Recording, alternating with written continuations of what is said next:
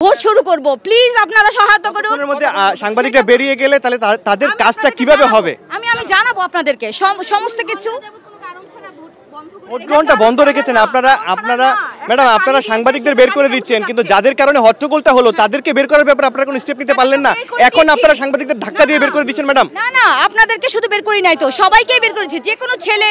এটা এনশিওর করেন যে আমরা সাংবাদিকরা বেরিয়ে গেলে কতক্ষণের মধ্যে আপনারা নির্বিঘ্নে সুষ্ঠু ভোটটা চালু করতে পারবেন। আমি এখনই আপনাদেরকে জানাচ্ছি, ঠিক আছে? আমাকে যেতে দেন, আমাকে ওখানে যেতে দেন, আমাকে ভোট কেন্দ্রে যেতে দেন আপনারা।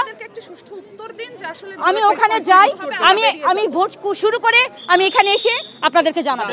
Thank you. দর্শক, আপনারা শুনছিলেন যে এই নির্বাচনের দায়িত্বে যিনি আছেন তিনি কিন্তু আমাদেরকে আশ্বস্ত করেছেন যে অল্প কিছুক্ষণের মধ্যেই তারা আবার বঙ্গমাতা ফজিলাতুন্নেসা মুজিব হলে ভোট শুরু করার ব্যাপারে আমাদেরকে আশ্বস্ত করেছেন। তো এই ছিল বঙ্গমাতা মুজিব হল থেকে আমার কাছে সবশেষ